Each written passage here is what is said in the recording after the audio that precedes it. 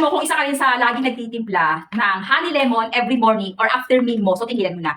Huwag mo nang gawin yun, Beb. Please, tigil mo na. Kasi, meron lang nagtitrending na Whiffy Honeybee Beb na naka-discount sale ngayon. In one pack, meron na siyang 1, 2, 3, 4, 5, 6, 7, 8, 9, 10. So, meron siyang 10 sachet in one pack. Naka-discount sale yan. Tatlo yung binili ko. 1, 2, 3. So, meron akong tatlong pack dito na naka-discount sale. Beb, promise.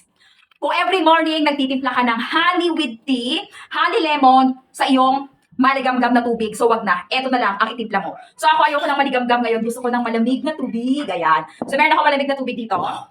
Eto siya, Bebs. Ayan siya. Sisip mo lang siya ng konti. Buksan mo syempre. Ayan. So open na siya.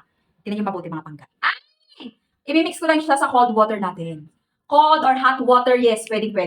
Tapos saka mo siya iinumin. Very refreshing to, Bebs. Ito ang ginagawa ko. Kasi may 6 probiotic to contain. Kaya naman good as good. Depende sa iyo kung paano mo siya inumin. After meal or before meal. So ako after meal, iniinom ko siya. So mix lang natin.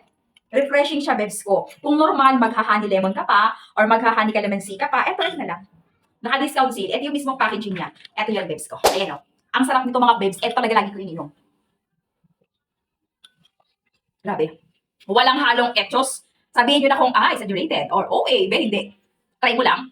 Andun yung kagat ng honey na hinahanap mo sa pure honey na pamilyar sa'yo. Kung alam mo yung lasa, yung pure honey, yung mga taga-probinsya dyan guys, na talagang nakakainom ng totoong legit na honey, alam na alam nyo yung lasa. Yung kagat ng honey nandoon. Nandoon sa packaging niya. I-check out nyo guys, sobrang mura lang nito. Simutin ko nga, parang may natin na parang, uy, ay sayang, shucks. Masarap siya sa hot, pero ngayon kasi gusto ko sa cold water. Masarap din siya sa cold water, refreshing siya. Naka-discount sale ito ngayon, Bebs.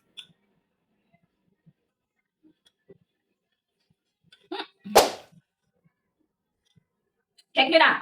Discount ka dyan, Bebs. Sa isang pack, 10 piraso na. So, ang mura lang niya. Kunin nyo na guys, habang naka-discount, ang sarap talaga. Marami siyang probiotic, marami siyang contain 6 probiotics na kailangan ng katawan natin. At napakaganda niyang supplement talaga. Supplement sa para sa mga, syempre sa katawan natin, kailangan nila supplement, Beb. Hindi ka nagsusupplement, pues, ngayon palang umpisahan mo na. Kasi kailangan ng katawan niyan. Check na.